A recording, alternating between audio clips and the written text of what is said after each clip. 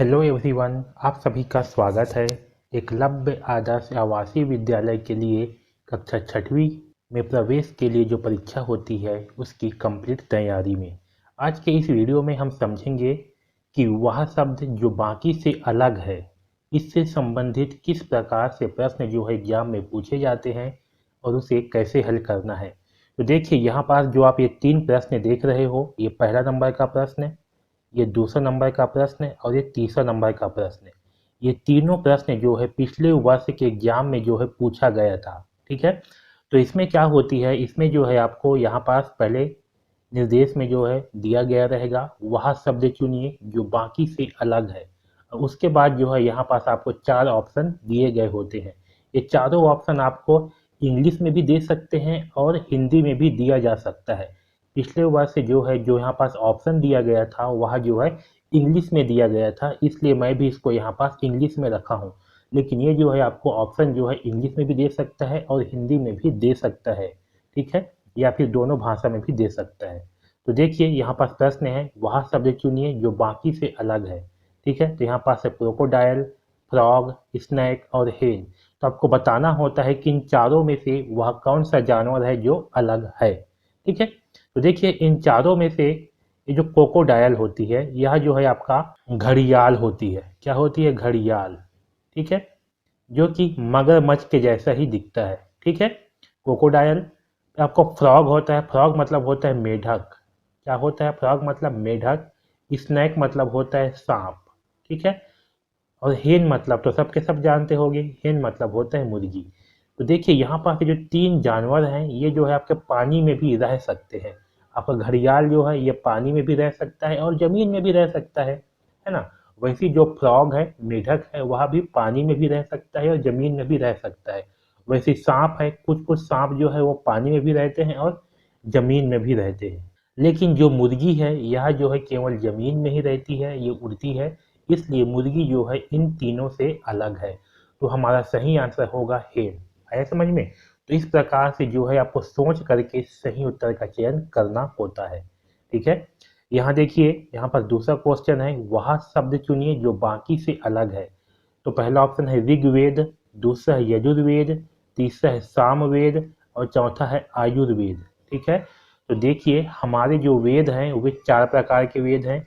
ऋग्वेद होते हैं, यजुर्वेद, सामवेद और अथर्ववेद। ठीक है, लेकिन यहाँ पर से जो आयुर्वेदा लिखाया है ये हमारे वेद नहीं है। है समझ में? जो आयुर्वेदा है ये हमारा वेद नहीं है, बाकी सब के सब जो है हमारे वेद है। तो हमारा चौथा ऑप्शन जो है ये सही आंसर होगा। ये जो है बाकी से अलग है, ये जो है आपका वेद नहीं है, इसलिए ये सही आंसर होगा। आया समझ में?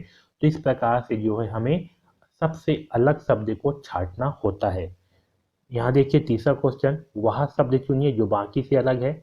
यहाँ दिया हेलमेट, व्हील, फिर टर्बन और कैप। ठीक है, इसके बारे में जो है मैं आपको अभी आगे बताऊंगा। ओके, अब समझते हैं कि वह शब्द जो बाकी से अलग है उसका चयन हम किस किस आधार पर कर सकते हैं। ठीक है, तो सबसे पहले समझते हैं शरीर के अंगों से संबंधित अगर कोई प्रश्न है तो वहां पास हम उस शब्द का चयन कैसे करेंगे जो बाकी से अलग है। ठीक है, तो देखिए यदि दिए गए प्रश्न में शरीर के अंगों के नाम हो तो निम्न आधार पर उत्तर प्राप्त किया जाता है। पहला, ज्ञानेंद्रियों के आधार पर। यहाँ समझिए ज्ञानेंद्रिय क्या होती है। ज्ञानेंद्रिय का मतलब होती है शरीर की वह अंग जिससे हमें कुछ जानकारियाँ प्राप्त होती है, उसे हम ज्ञानेंद्रिय कहते हैं। जैसे कि आँख है। ठीक है, आँख, आँख से हम क्या करते हैं? आँख से जो है हम देखने का काम करते हैं, यानी कि हमें आँख से क्या हो रहा है? जानकारी प्राप्त हो रही है, हम किसी को देख पा रहे हैं। ठीक है, वैसे कान है, कान से हम क्या करते हैं? सुनते हैं, तो सुन करके जो है हम जानकारी लेते हैं। ठीक है, नाक है, नाक से हम सूंघ करके जो है जानकारी लेते हैं कि ये अच्छा खुशबू आ रहा है या बेकार खुशबू आ रहा है, तो हम क्या कर रहे थे? जानकारी ले रहे हैं। वैसी जीभ है, जीभ से जो है हम टेस्ट का पता करते हैं, यानी कि टेस्ट की जानकारी लेते हैं कि टेस्ट अच्छा है या खराब है। वैसे ही हमारी त्वचा, जैसे कि ये हाथ हो गया, इसे हम छू करके जो है पता लगा लेते हैं कि ये जो है कैसा है, गर्म है या ठंडा है। इन सब का पता हम कैसे करते हैं? छू करके करते हैं। तो ये जो हमारे त्वचा है ये क्या है? हमारे ज्ञानेंद्रिय है। तो हमारे आँख हो गए, नाक हो गए, कान हो गए, जीभ हो गए और त्वचा, ये सब के सब हमारे क्या है, ज्ञानेंद्रिय हैं। इसको जो है हम इसके इन सब से जो है हम कुछ न कुछ जानकारियाँ लेते हैं। ठीक है, तो देखिए यहाँ से प्रश्न कैसे पूछते हैं। तो आपके जो 4 ऑप्शन होते हैं ना, वहाँ पर 3 ऑप्शन जो है आपके ज्ञानेंद्रिय से होंगे और एक ऑप्शन जो है आपके बाहर से होंगे। है समझ में? तो आप जो है समझ जाना कि इसमें से भिन्न कौन सा होगा। जैसे कि यहाँ पर देखिए, यहाँ पर जो है प्रश्न दिया है भिन्न शब्द ज्ञात करें। यहाँ दे दिया है आँख, यहाँ दे दिया है कान, फिर दिया है पैर और त्वचा। तो बताइए इन चारों में से भिन्न कौन सा होगा। तो इन चारों में से भिन्न होगा पैर। क्या होगा? पैर। क्योंकि आपका आँख जो है ये क्या है, ज्ञानेंद्रिय है। कान क्या है, ये भी ज्ञानेंद्रिय है। और त्वचा क्या है, ये भी ज्ञानेंद्रिय है। ऐसा समझ में? तो आपके प्रश्न में क्या होगा, इन 5 ऑप्शन में से 3 ऑप्शन जो है आपका ज्ञानेंद्रिय से होगा और एक ऑप्शन जो है आपका दूसरा शब्द होगा। तो आप यहाँ से जो है समझ जाना कि जो अलग शब्द है वो आपका भिन्न शब्द होगा। आया समझ में? तो ज्ञानेंद्रिय क्या होती है ये समझ में आ गया। ठीक है, ज्ञानेंद्रिय क्या क्या होती है, हमारे आँख, ठीक है, कान, नाक, जीभ और हमारे शरीर के त्वचा, ये जो है हमारी क्या होती है, ज्ञानेंद्रिय होती है।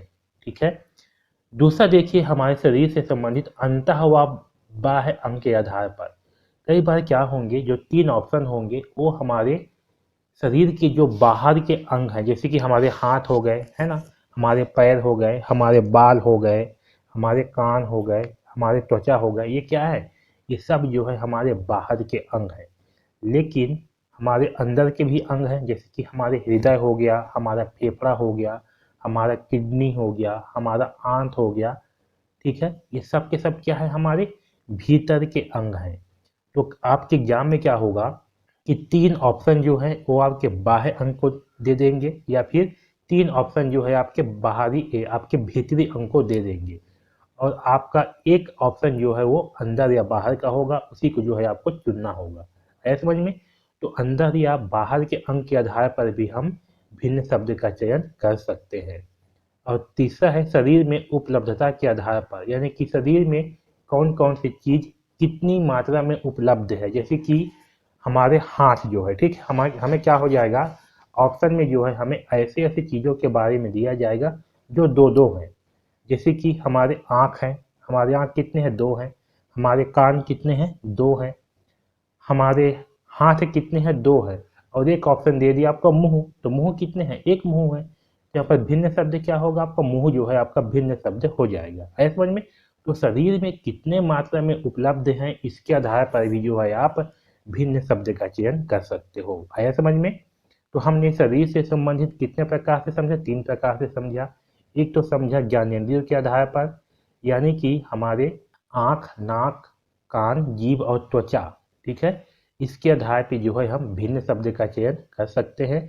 दूसरा जो है हमने समझा कि अंतः और बाह्य अंग के आधार पर, यानी कि कौन कौन से अंग हमारे बाहर के हैं और कौन कौन से अंग हमारे अंदर के हैं, उसके आधार पर भी जो है हम भिन्न शब्द का चयन कर सकते हैं। और तीसरा जो है शरीर में कितनी मात्रा में उपलब्ध है, यानी कि उसकी संख्या क्या है, इसके आधार पर भी हम जो है भिन्न शब्द का चयन कर सकते हैं।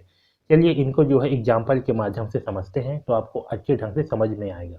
यहाँ पर देखिए, भिन्न शब्द ज्ञात करें। पहला है ऑप्शन है आँख, दूसरा ऑप्शन है कान, तीसरा है पैर और चौथा है त्वचा। ठीक है, तो यहाँ पर समझिए, जो हमारे आँख हैं, आँख क्या है, हमारे ज्ञानेंद्रिय है, यानी कि इससे हमें जानकारियाँ मिलती है ना, आँख से। तो आँख क्या है, ज्ञानेंद्रिय है। वैसी कान, कान भी क्या है, हमारे ज्ञानेंद्रिय है, हमें सुन करके जानकारी मिलती है। त्वचा, त्वचा भी क्या है, ज्ञानेंद्रिय है, हम छू करके जो है पता लगाते हैं कि कोई चीज़ें ठंडी है या गर्म है या सॉफ्ट है या हार्ड है ना। तो त्वचा भी क्या है, हमारे ज्ञानेंद्रिय है। जबकि पैर जो है ये हमारा ज्ञानेंद्रिय नहीं है, इसलिए पैर जो है हमारा क्या होगा, भिन्न शब्द होगा। तो हमारा सही आंसर होगा ऑप्शन नंबर सी, पैर। आया समझ में? तो इस प्रकार से हम ज्ञानेंद्रिय के आधार पर भिन्न शब्द का चयन करेंगे। ठीक है, यहाँ देखिए दूसरा क्वेश्चन, भिन्न शब्द ज्ञात करें। यहाँ दिया है आँख, यहाँ दिया है कान, यहाँ दिया है पैर, यहाँ दिया है फेफड़ा। ठीक है, अब समझिए क्या क्या दिया है। यहाँ दिया है आँख, यहाँ दिया है कान, यहाँ दिया है पैर और यहाँ दिया है फेफड़ा। ठीक है। अब देखिए भाई यहाँ पास क्या हो रहा है। आँख जो है ये हमारे शरीर के अंदर पाया जाता है कि बाहर पाया जाता है? तो आँख जो है हमारे शरीर के बाहर में पाया जाता है कि नहीं? दिख रहा होगा आपको आँख, आँख कहाँ पाया जाता है? बाहर में पाया जाता है। तो ये हो गया आपके बाहर का अंग, ठीक है। वैसे कान, कान कहाँ पाया जाता है? देखिए कान जो है कहाँ पाया जाता है? कान पाया जाता है बाहर में। तो ये हो गया आपके बाहर का अंग। वैसे पैर देखिए, पैर कहाँ पाया जाता है? तो पैर जो है ये भी आपके शरीर के बाहर में पाया जाता है। तो पैर भी आपका क्या हो गया? बाहर का अंग हो गया। लेकिन जो फेफड़ा है, ठीक है, फेफड़ा कहाँ पाया जाता है? फेफड़ा पाया जाता है हमारे शरीर के अंदर में, इसलिए फेफड़ा हो गया आपका अंदर का अंग। तो देखिए यहाँ पर जो तीन अंग है, जो तीन अंग है वे शरीर के बाहर पाया जाता है, जबकि चौथा अंग जो है ये शरीर के अंदर पाया जाता है। तो इन चारों में से भिन्न कौन सा होगा? भिन्न होगा फेफड़ा। है समझ में? भिन्न क्या होगा? फेफड़ा होगा, ठीक है। यहाँ पर ध्यान रखना, आँख की संख्या होती है 2, कान की संख्या भी होती है 2, पैर की संख्या भी होती है 2 और फेफड़ा की संख्या भी होती है 2, ठीक है। तो यहाँ पर सारे चीज़ों की संख्या जो है ना 2-2 होती है। तो हम यहाँ पर क्या चेक करेंगे? यहाँ पर हम चेक करेंगे कि कौन सा अंग शरीर के अंदर है और कौन सा अंग शरीर के बाहर है, ठीक है। यहाँ पास हम ज्ञानेंद्रिय को अगर देखते हैं तो देखिए यहाँ पास केवल ज्ञानेंद्रिय में आपका आँख आएगा और आपका कान आएगा, है ना। तो केवल 2 ही चीज़ जो है ज्ञानेंद्रिय में आएंगे, इसलिए हम ज्ञानेंद्रिय के आधार पर जो है भिन्न का चयन नहीं कर सकते। उसके लिए हमें 3 ज्ञानेंद्रियों की जरूरत पड़ेगी, जबकि यहाँ पास जो है केवल 2 ही ज्ञानेंद्रिय हैं। इसलिए यहाँ पास हम क्या करेंगे? शरीर के अंदर और बाहर के अंगों को जो है देखेंगे, इसके आधार पर जो है भिन्न शब्द का चयन करेंगे। आया समझ में? अब देखिए एक क्वेश्चन और लेते हैं, भिन्न शब्द ज्ञात करें, ठीक है। तो बताइए भाई, यहाँ पास 4 ऑप्शन दिए गए हैं, इनमें से भिन्न शब्द कौन सा होगा? पहला ऑप्शन है आँख, दूसरा ऑप्शन है कान, तीसरा है वृक्क, चौथा है हृदय। वृक्क मतलब होता है किडनी, ठीक है। वृक्क मतलब क्या होता है? किडनी होता है। ये जो है ना ऐसे बना होता है किडनी, ये ऐसे जो है हमारे शरीर के अंदर में बना होता है, ठीक है। तो बताइए इन चारों में से भिन्न शब्द कौन सा होगा? तो देखिए अगर आप ज्ञानेंद्रिय के आधार पर जो है चयन करते हो तो यहाँ पास केवल आँख और कान, ये 2 ही ज्ञानेंद्रिय है, यानी कि यहाँ से आप भिन्न शब्द का चयन नहीं कर सकते।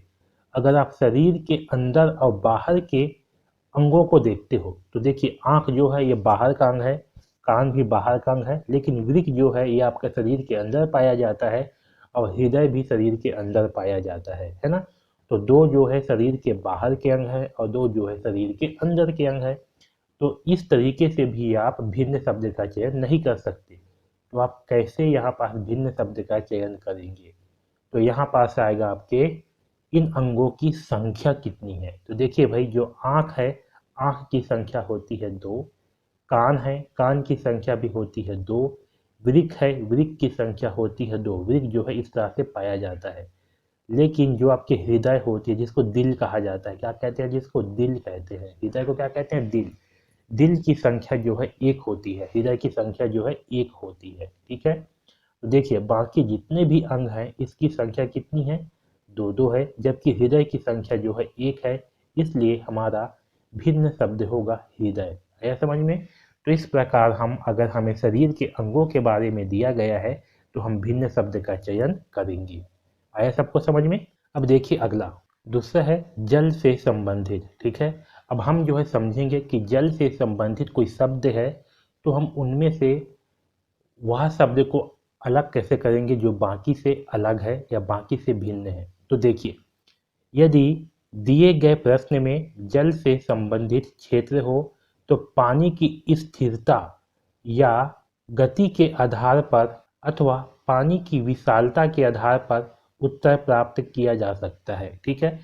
तो अगर जल से संबंधित प्रश्न हो तो हम जो है इसमें 3 प्रकार से भिन्न शब्द का चयन कर सकते हैं। पहला क्या है? पानी की स्थिरता, यानी कि पानी जो है कहाँ कहाँ स्थिर होती है, ठीक है, उसके आधार पर। और दूसरा जो है पानी कहाँ कहाँ गतिशील होती है, गति यानी कि वो चलती रहती है, उसके आधार पर। और विशालता के आधार पर जो है हम उत्तर प्राप्त कर सकते हैं। तो देखिए पानी जो है कहाँ कहाँ स्थिर रहती है, जैसे कि आपका गिलास हो गया, ठीक है, गिलास में जो पानी है क्या होगा? स्थिर होगा, यह पानी जो है नहीं बहेगा। वैसे ही आपका तालाब हो गया, तालाब में जो पानी है वो क्या होगा, वो जो है स्थिर होगा, है ना। वैसे ही आपका बांध हो गया, बांध का पानी क्या होगा, बांध का पानी भी जो है आपका स्थिर होगा, ठीक है। समुद्र हो गया, तो समुद्र का पानी भी क्या होगा, आपका स्थिर होगा, ठीक है। तो हम ऐसे स्थानों को जो है देखेंगे जहाँ पानी स्थिर होते हैं, या फिर गति के आधार पर, यानी कि पानी जो है कहाँ कहाँ बहते रहते हैं, जैसे कि नदी हो गया, ठीक है। नदी में क्या होगा, पानी जो है बहते रहेगा। नाला हो गया, यहाँ पानी बहेगा। झरना हो गया, यहाँ पानी बहेगा, है ना। और विशालता के आधार पर, यानी कि पानी की मात्रा विशाल मात्रा में कहाँ होती है, समुद्र में होती है, ठीक है। तो इसके आधार पे जो है हम भिन्न शब्द का चयन करेंगे। चलिए इसको जो है एग्जाम्पल के माध्यम से समझते हैं। तो देखिए, भिन्न शब्द ज्ञात कीजिए। पहला ऑप्शन है नदी, दूसरा है तालाब, तीसरा है कुआं, चौथा है झील। तो बताइए इन चारों ऑप्शन में से भिन्न शब्द कौन सा होगा। अब समझिए, यहाँ पास नदी है। नदी में जल क्या होती है, नदी में जो है जल आपका बहते रहती है। क्या रहती है, बहते रहती है। यानी कि जो नदी का जल है वो क्या होगा, गतिशील होगा, वह जो है गति कर रहा है, ठीक है। दूसरा ऑप्शन देखिए, तालाब। तालाब में पानी कैसे रहता है, तो तालाब जो है, मान चलिए कि क्या है, तालाब है, इसमें पानी क्या रहेगा, इसमें पानी जो है स्थिर रहेगा।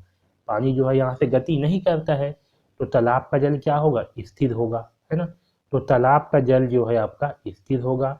नदी का जल क्या होगा, तो नदी का जल जो है आपका गति कर रहा होगा, ठीक है। वैसे कुआं, जो कुआं है उसका जल क्या होगा, कुआं का जल भी जो है आपका स्थिर ही होगा। क्या होगा, स्थिर होगा, ठीक है। वैसे झील है, झील का जल क्या होगा, झील मतलब कि बांध या फिर बड़ा तालाब। बड़ा तालाब को क्या कहते हैं, झील कहते हैं, ठीक है। तो जो बड़ा तालाब होगा, झील होगा, उसका जल भी क्या होगा, स्थिर होगा। तो आपका झील का जल भी क्या होगा, स्थिर होगा। तो देखिए यहाँ पर तीन ऑप्शन में क्या है, जल जो है स्थिर वाला है। आपका तालाब का जल जो है वो स्थिर होगा, वैसे कुआं का जल भी स्थिर होगा, और आपका झील का जल भी स्थिर होगा। लेकिन नदी का जल क्या होगा, गति कर रहा होगा। इसलिए इन चारों में से भिन्न शब्द क्या होगा, नदी होगा। आया समझ में। तो इस प्रकार से जो है, अगर पानी से संबंधित कोई भी प्रश्न पूछा गया है जहाँ पर पानी पाया जाता है, तो उसमें हम गति और स्थिरता के आधार पर भिन्न शब्द का चयन करेंगे। आया समझ में। यहाँ देखिए दूसरा क्वेश्चन, भिन्न शब्द ज्ञात करें। पहला है नहर, तो नहर में पानी क्या होता है, गतिशील होता है, यानी कि बहते रहता है। दूसरा है तालाब, तालाब का पानी कैसे रहता है, तो तालाब का पानी जो है वो स्थिर रहता है। तीसरा है नदी, नदी का पानी कैसे रहता है, तो नदी का पानी जो है गति करते रहता है। नाला, नाला का पानी भी जो है गति करते रहता है, यानी कि बहते रहता है, ठीक है। तो देखिए यहाँ पर जो तीन ऑप्शन है, नहर, नदी और नाला, इन तीनों का पानी जो है वो गति करते रहता है, जबकि आपका तालाब का पानी जो है ये स्थिर रहता है। इसलिए इन चारों ऑप्शन में से भिन्न शब्द होगा तालाब, ठीक है। आया समझ में। तो हमारा सही आंसर होगा तालाब। यहाँ देखिए तीसरा क्वेश्चन, भिन्न शब्द ज्ञात करें। यहाँ दिया है नदी, फिर दिया है नाला, फिर दिया है तालाब, और चौथा दिया है समुद्र, ठीक है। तो देखिए यहाँ पास नदी है, नदी का पानी कैसे रहता है, गतिशील रहता है। नाला का पानी भी गतिशील रहता है। तालाब का पानी स्थिर रहता है। समुद्र का पानी भी स्थिर रहता है। अब देखिए भाई, यहाँ पास तो आप फंस गए, क्योंकि दो ऑप्शन में गति है और दो ऑप्शन में स्थिर है, ठीक है। तो ऐसी स्थिति में हम क्या करेंगे, हम देखेंगे विशालता के आधार पर। तो देखिए नदी जो है एकदम से विशाल नहीं होता, नाला भी एकदम से विशाल नहीं होगा, तालाब भी एकदम से विशाल नहीं होगा, लेकिन समुद्र ये जो है भयानक बड़ा होता है, एक छोर से दूसरी छोर दिखाई नहीं पड़ता, है ना। ये इतना विशाल होता है। तो समुद्र जो है ये सबसे विशाल होता है, इसलिए यहाँ पास जो है आपका समुद्र ये भिन्न शब्द होगा। आया समझ में। तो हमारा सही आंसर होगा ऑप्शन नंबर डी, समुद्र। आया समझ में। तो इस प्रकार अगर जल से संबंधित कोई प्रश्न है तो वहाँ पर जो है हम भिन्न शब्द को अलग करेंगे। आया समझ में। तो आज के इस वीडियो में बस इतना ही। आगे जो है हम कल के वीडियो में सब्जी से संबंधित, और आगे जो है महीना से संबंधित और वाद्य यंत्र से संबंधित, हथियार से संबंधित प्रश्न को जो है आगे समझेंगे कि यहाँ से भिन्न शब्द का चयन कैसे करना है, ठीक है। तो आज के इस वीडियो में बस इतना ही। धन्यवाद।